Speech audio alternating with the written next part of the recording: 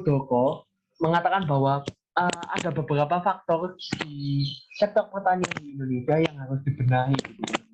Makanya di situ aku satuin di satu podcast ini untuk membahas masalah-masalah yang ada di sektor pertanian yang Bung Muldoko katakan itu. Oke, langsung aja. Kayaknya bagian pertama kita langsung aja. Let's discuss ke Kak Kelly. Silakan, waktu dan tempat dipersilakan. Thank you Lionel. Nah, halo guys, aku Kelly, dan pada kesempatan yang pertama ini aku bakalan menjelasin dua permasalahan pertanian yang ada di Indonesia. Jadi yang pertama itu adalah masalah lahan. Kira-kira faktor penyebabnya itu apa sih?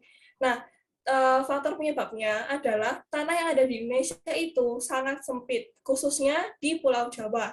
Nah, tanah yang sempit ini karena adanya kepadatan penduduk. Nah, karena kita tahu sendiri kalau Indonesia itu penduduknya banyak banget ya, kayak kita, kalian, ya semua orang lah.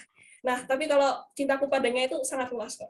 Waduh, gitu ya, filosofinya gitu banget ya Kak Kelly. Oke, mungkin bisa dilanjutkan langsung. Jadi tadi kan yang pertama ya masalah lahan. Lalu yang kedua itu adalah kualitas tanah itu banyak yang rusak di Indonesia. Nah, kira-kira faktor penyebabnya itu apa ya? Nah, yang pertama dan paling utama yaitu penggunaan pupuk dan pestisida yang berlebihan serta tidak terkontrol. Nah, contohnya nih ya, rusaknya lahan pertanian di dataran tinggi Dieng yang dulunya subur justru sekarang itu rusak gitu loh, karena penggunaan pestisida dan pupuk yang berlebihan. Nah, sekarang itu petani berpikiran bahwa penggunaan pestisida dan pupuk itu kayak terbalik gitu loh. Jadi rusaknya lahan harus diimbangi dengan pemakaian pupuk kimia di luar ambang batas. Sementara untuk menjamin hasil panen bebas hama, termasuk ulat, pestisida juga digunakan secara tidak bertanggung jawab. Hal ini menyebabkan pertanian di Indonesia mengalami permasalahan. Juga ada di Brebes Jateng nih, itu kualitas tanahnya rusak banget sampai bawang merahnya mencapai 50%. Nah, penyebabnya itu adalah terkontaminasi dengan penggunaan pestisida berlebihan oleh petani. Lagi-lagi petani ya kan. Selain itu juga akibat pola satu tanam yang diberlakukan oleh petani. Nah, kalau dari aku sendiri, solusinya itu mungkin petani harus mendapatkan edukasi yang bagus ya mengenai pemakaian pupuk dan pestisida juga, biar lahan pertanian di Indonesia itu cepat bagusnya gitu loh. Dan mungkin mahasiswa Fakultas Pertanian bisa memberikan sosialisasi bagi para petani biar bisa menggunakan pestisida dan pupuk secara bagus. Dan juga biar lahannya cepat bagus. Oke, good point tadi aku menggarisbawahi dari bagiannya Kak Kelly ya. Sebenarnya alam Indonesia ciptaan Tuhan yang Maha Esa itu udah bagus banget teman-teman. Sejujur-jujurnya kan Kak Kelly, sebenarnya udah bagus banget, tapi dirusak lagi oleh manusia karena nafsu ya, nafsu ingin menghasilkan barang-barang yang bagus secara terus-menerus tapi tidak alami. Maksudnya tidak alami kenapa? Karena mereka menggunakan terus pupuk kimia, pestisida itu juga salah satu bahan kimia teman-teman. Dan itu ternyata bisa merusak tanah gitu. Oke, kayaknya kalau misalnya udah ke lahannya ya, berarti kita akan langsung nyambung ke bagian teknologi teman-teman. Kayak traktor dan segala macam. Itu kayaknya bisa dibahas sama Kak Michael ya. Silakan Kak Michael, tempat dan waktu dipersilakan. Oke. Menurut saya sih rendahnya tingkat pendidikan dan minimnya pelatihan penggunaan teknologi modern itu merupakan faktor utama sektor pertanian masih bersifat tradisional gitu. Pendidikan orang-orang di daerah pedesaan juga banyak yang tamatan SMP ke bawah. Selain itu memang diperlukan bantuan dari pemerintah seperti pelatihan teknologi terbaru.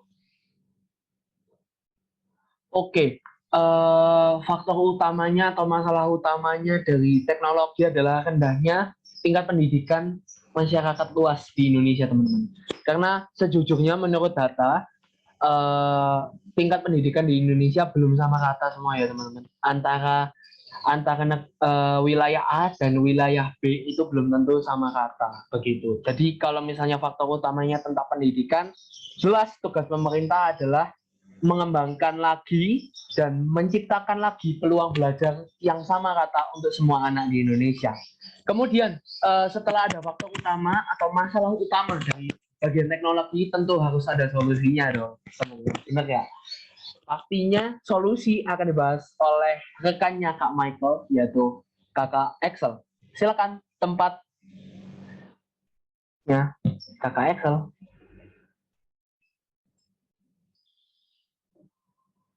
Oke, mungkin masih ini ya guys ya, masih ada kendala nih. Oke, kayaknya kita bisa ngobrol-ngobrol. Kak Filbert ya, Kak Filbert tadi udah dijelasin kayaknya suka motor. Kita mungkin bisa bahas motor sedikit ya teman-teman. Meskipun ini geografi, tapi kalau bahas-bahas sedikit bisa lah ya Kak Filbert ya. Kira-kira kalau misalnya tahun ini tahun 2021 ini, motor-motor yang oke itu gimana? Kayak tipenya apa? Mungkin Kak Filbert ada rekomendasi.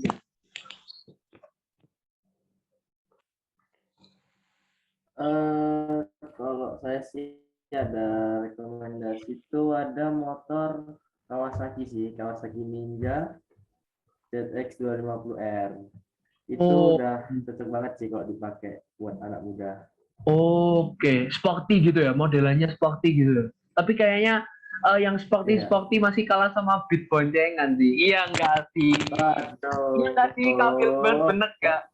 Meskipun motor, kalau Bung Jepret itu gini, meskipun motormu CBR, tapi beatku tetap menggetarkan hatimu. Iya enggak?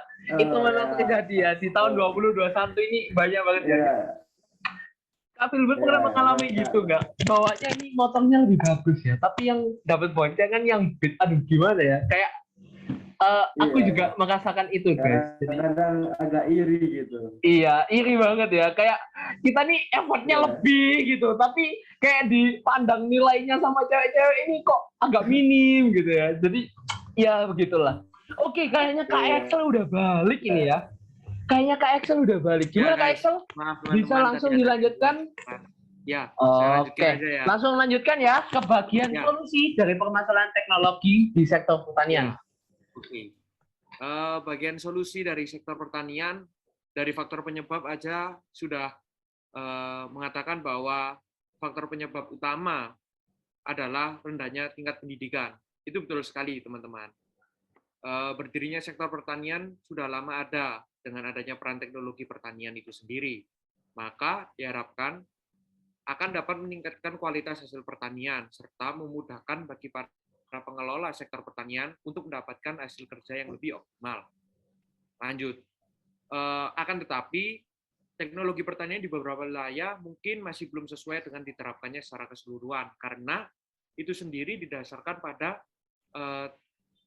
masih tidak sama ratanya tingkat pendidikan di beberapa wilayah, karena masih harus mempertimbangkan juga beberapa faktor pendukung lainnya, seperti adanya kondisi alam, tenaga ahli yang dibutuhkan untuk mengoperasionalkan peralatan itu sendiri, lalu ada pengetahuan masyarakat tentang alat teknologi pertanian. Kemajuan serta pengembangan dan pembangunan dalam bidang apapun tidak dapat dilepaskan dari kemajuan teknologi itu sendiri.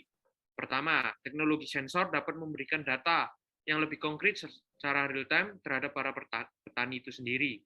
Teknologi sensor yang sedang dikembangkan saat ini adalah teknologi sensor bagi tanaman yang sedang memanfaatkan drone untuk mendapatkan beragam data, seperti pertumbuhan hama, penyakit, dan permasalahan lainnya. Lalu ada teknologi namanya teknologi sistem otomasi, yang dimana sistem ini adalah lebih rumit yang sudah lama dikembangkan di negara Belanda. Dengan adanya teknologi ini, penggunaan pestisida dan bahan kimia lainnya dapat lebih teralah dan penggunanya akan jauh lebih efisien, sehingga mengurangi dampak negatif bagi lingkungan itu sendiri. Demikian sedikit penjelasan mengenai solusi dari sektor pertanian, khususnya di pokok permasalahan yakni teknologi. Oke, mic-nya jangan dimatiin dulu Kak Excel. mau berbincang-bincang sedikit nih masalah teknologi.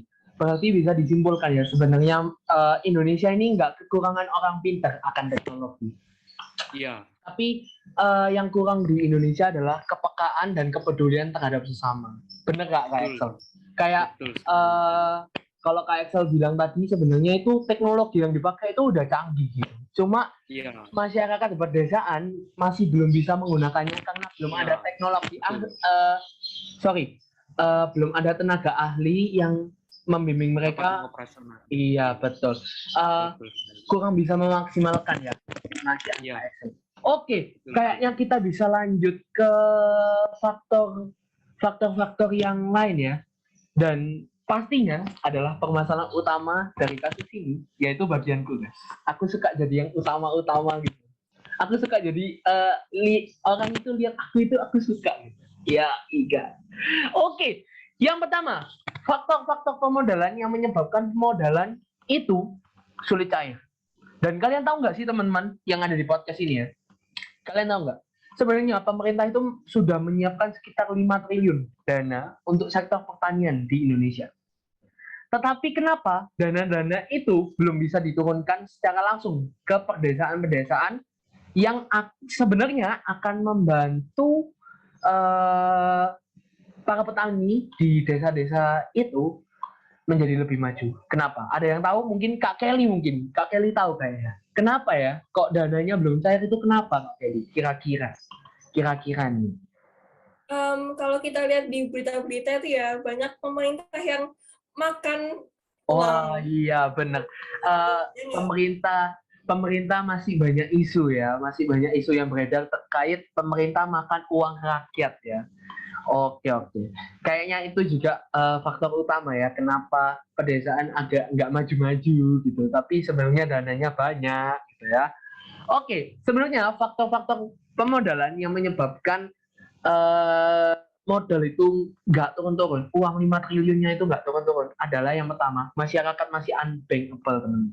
Apa sih unbankable? Masih belum percaya untuk menjadikan bank itu wadah sebagai pengaturan dan menyimpan uang mereka teman-teman. Jadi masyarakat di pedesaan masih percaya bahwa bank-bank yang ada di Indonesia sekarang ini masih sangat tinggi bunganya atau segala macamnya, karena aku sudah lama tinggal di kota jadi tidak mengetahui apa yang ada di pikiran orang desa. Tetapi kayaknya karena masyarakat desa berpikir bahwa uang mereka jika ditaruh di bank itu bukan tambah efisien tapi tambah lebih ribet gitu teman-teman. Dan sebenarnya pemikiran itu salah, karena dari pemikiran itu timbul masalah baru, karena dengan tidak unbankable-nya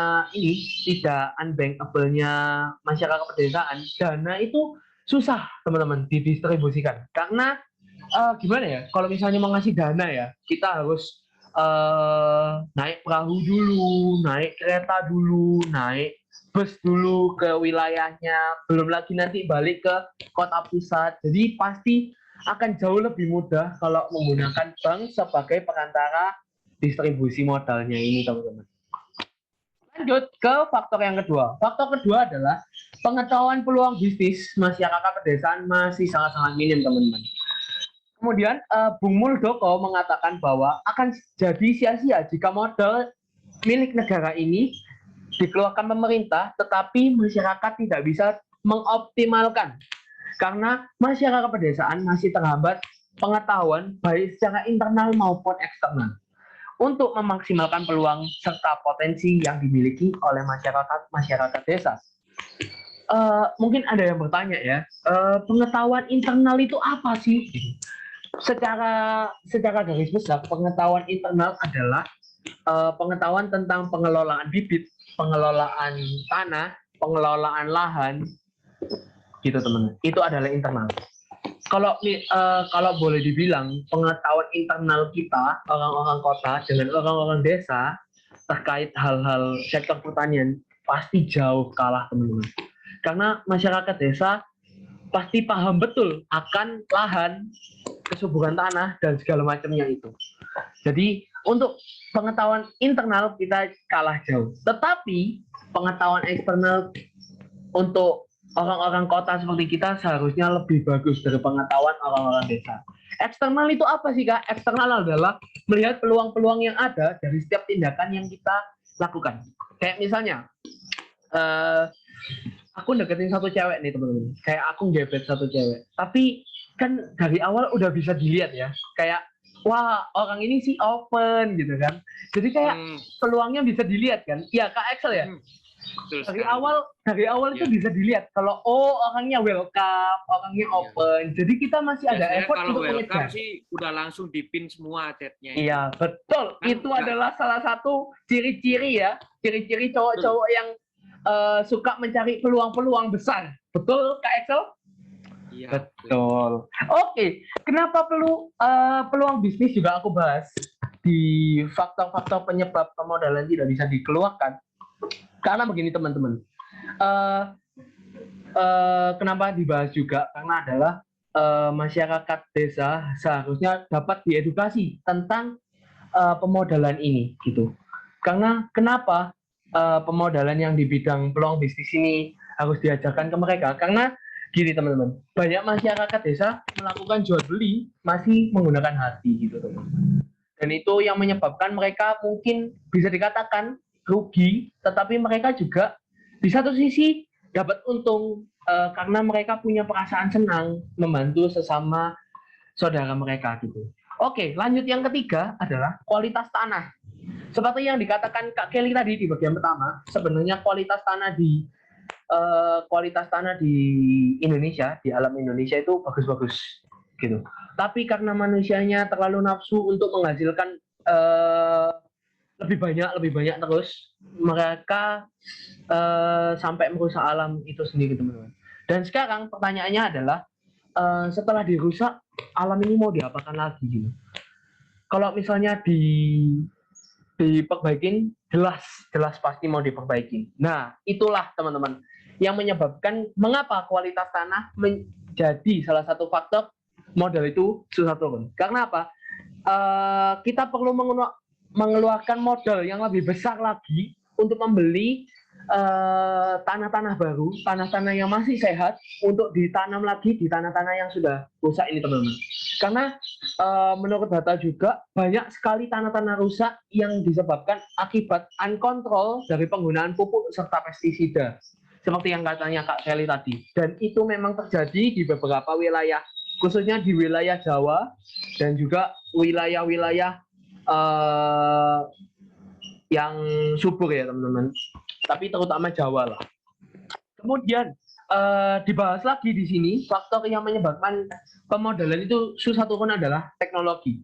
Muldoko mengatakan bahwa mayoritas petani Indonesia masih sangat-sangat awam dengan teknologi yang terus berkembang hingga saat ini sehingga menyebabkan petani Indonesia tertinggal dari petani di negara lain.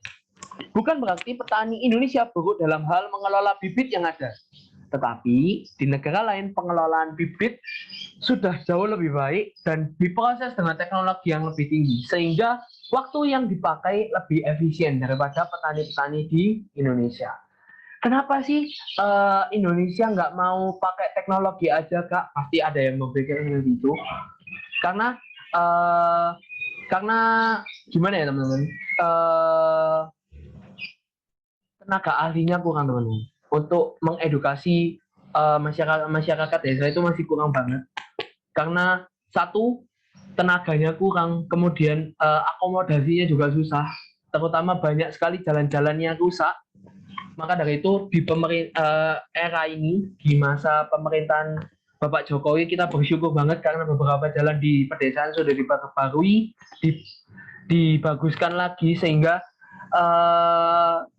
sepertinya tahun-tahun ke depan, tahun-tahun yang akan mendatang, teknologi untuk sektor pertanian sudah bisa jauh lebih baik.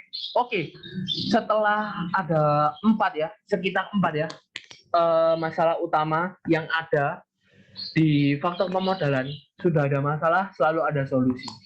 Dan teman saya yang satu ini, anak motor ini, akan memberikan solusi-solusi yang sangat efektif ya, sangat efektif bagi masalah pemodalan ini. Silakan Kak Filbert. Oke, setiap ada masalah pasti ada solusinya. Nah, kesempatan kali ini saya akan menyampaikan solusinya. Nah, yang pertama itu kita harus memberi pengarahan lebih lanjut untuk memantapkan pengetahuan baik untuk bisnis, pengelolaan bibit, pengelolaan tanah, dan juga pengelolaan lahan. Yang dimaksud dari sini, kita harus memberi arahan kepada petani-petani agar bisa mengelola bisnisnya dan juga mengelola tanah dan juga lahannya agar bisa tumbuh dengan subur. Nah, lalu yang kedua, solusi yang kedua itu ada memberikan bantuan penuh agar masyarakat luas, terutama para petani, dapat menggunakan bank sebagai wadah yang lebih efisien dalam mengatur dan menyimpan uang mereka. Lalu solusi yang ketiga itu mendampingi para petani untuk menggunakan teknologi yang ada sehingga mereka dapat maksimalkan teknologi yang dia punyai. Nah, yang dimaksud dari solusi ketiga ini kan yang sudah dibahas tadi bahwa petani-petani Indonesia ini kurang mengetahui teknologi. Nah, maka dari itu kita harus mendampingi mereka agar mereka menggunakan teknologi yang sudah disediakan. Ya, itulah solusi dari saya. Sekian dari saya, terima kasih. Saya kembalikan ke Lionel. Oke, terima kasih Kak Filbert atas solusinya. Sekarang mungkin aku mau minta Kak Kelly ya, nyalain mic-nya dulu. Karena kita akan berdiskusi. Oke, menurut Kak Kelly ya, sebenarnya permasalahan utama di kasus yang dikasih Bu Eko ini ke kelompok kita itu apa? Secara garis besar. Ya, garis besar. Sebenarnya kalau menurutku hampir semua ya, karena kalau cuma satu kayaknya kurang deh. Tapi semuanya benar-benar terjadi di Indonesia gitu. Kalau menurutku sih. Kayaknya tugas kayak gini harus dibanyakin. Enggak, bercanda Bu Eko. Bercanda Bu Eko, jangan dibanyakin Bu Eko. Saya cuma bercanda Bu Eko. Oke, sekarang kalau mau ketawa aja guys, nggak apa-apa guys. Biar saya yang suasananya dulu. Sekarang Ya kan takutnya nggak enak setelah ya kita menertawakan guru kan nggak baik. Iya betul. Kita bukan menertawakan guru tapi menertawakan tugas yang ada. Karena tugasnya juga agak Betul belibet sekali. ya. Iya. Ya, tugas-tugas akhir ini banyak ya teman-teman, benar nggak? Tugasnya banyak banget. Aduh.